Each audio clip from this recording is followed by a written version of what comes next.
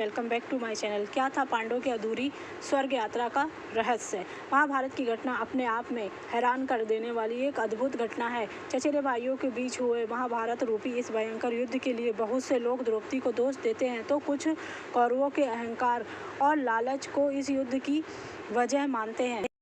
कुछ लोग ऐसा भी जिनका कहना है कि कुरुक्षुकनी की वजह से महाभारत के इस युद्ध भूमि की पृष्ठ का निर्माण हुआ। खैर जो भी हो, लेकिन इस भयंकर युद्ध में लाखों की संख्या में जान गई और साथ ही पूरे वंश का नाश हो गया। कहते हैं कि कुरुक्षेत्र में हुए इस युद्ध में इतने लोग मारे गए कि इतना ही खून बहा कि यहाँ की मिट्टी का रंग आज तक लाल है।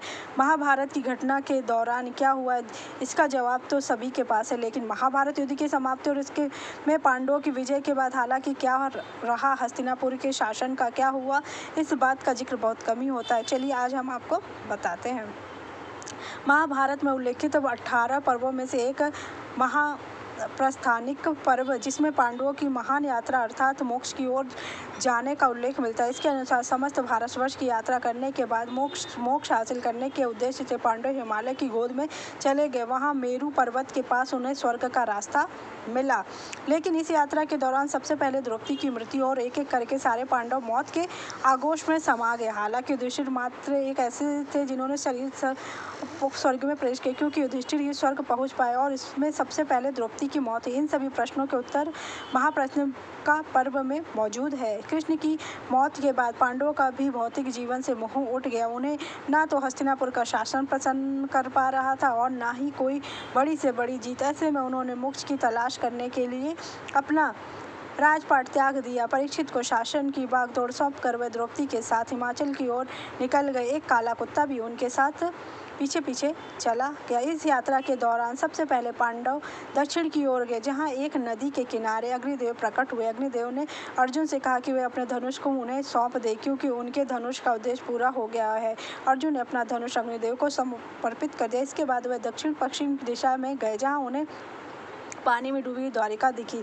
यह नज़ारा देखकर पांडव अवसादग्रस्त हो गए और वह ऋषिकेश होते हुए हिमालय की ओर चले गए। जैसे उन्होंने हिमालय को पार किया, द्रौपदी ने अपने प्राण त्याग दिए। द्रौपदी की मृत्यु के पश्चात भीम ने युधिष्ठिर से पूछा कि सभी लोगों में से सबसे पहले द्रौपदी ने अपना देह क्यों छोड़ा। इस सवाल का जवाब देते हुए युधिष्ठिर ने कहा कि 5 पतियों होने के बावजूद द्रौपदी को अर्जुन को लेकर पक्षपात करती तथा जो अपने 5 पतियों को समान भाव से प्रेम नहीं करती थी, इसलिए वह स्वर्ग की यात्रा पूरी ना कर सकी।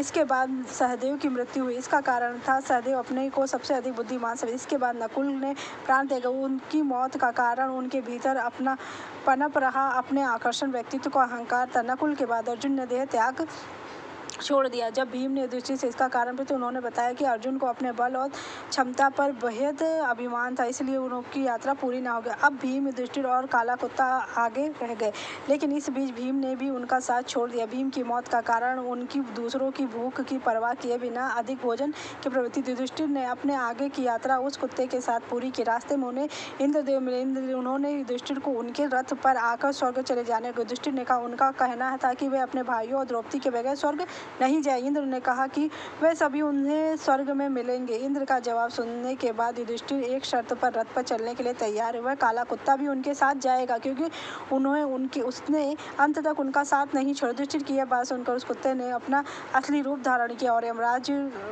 धर्मराज का रूप ले लिया। धर्मराज युधिष्ठिर की इस बात से बेहद प्रसन्न। परिणाम स्वरूप युधिष्ठिर इंद्र के रथ पर बैठकर अपनी देह के साथ ही स्वर्ग पहुंच गए। हालांकि जैसे ही युधिष्ठिर स्वर्ग पहुंचे तो उन्होंने वहां कौरवों को देखा लिया। उन्हें कभी भी अपने भाई पांडव नजर नहीं आए। युधिष्ठिर को पता चला कि कर्ण समेत उनके भाई नरक में हैं। युधिष्ठिर को जब उस स्थान पर ले जाया गया जहाँ कर्ण और अन्य पांडव, तब ईश्वर ने उन्हें उनके नरक में होने का कारण पूछा। ईश्वर ने कहा कि कर्ण ने द्रौपदी का अपमान किया, जिसकी वजह से उसे नरक चलना पड़ा।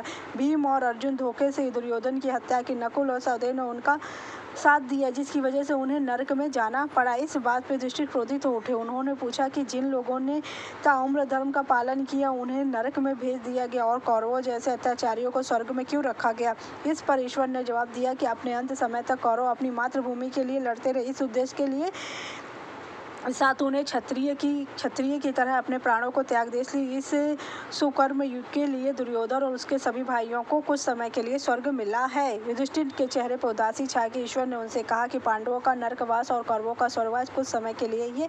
इसके बाद उनके कर्मों के रूप उन्हें जगह मिल जाए। कर्मों के अनुसार स्वर्ग और नर्क भोगना पड़ता है। कौरव नर्क और द्रौपदी समेत सभी पांडव स्वर्ग में युधिष्ठिर के पास चले गए। इस प्रकार पांडवों की यात्रा अधूरी रही, क्योंकि पूरे पांचों पांडवों को लगा कि वह सशरीर स्वर्ग में जाएंगे, लेकिन ऐसा नहीं हुआ। सबको अपने अपने पाप के कारण पहले मृत्यु प्राप्त हो गई। अगर आपको मेरी जानकारी अच्छी लगी तो मेरे चैनल को लाइक कीजिए, सब्सक्राइब कीजिए, शेयर कीजिए। जय श्री कृष्ण।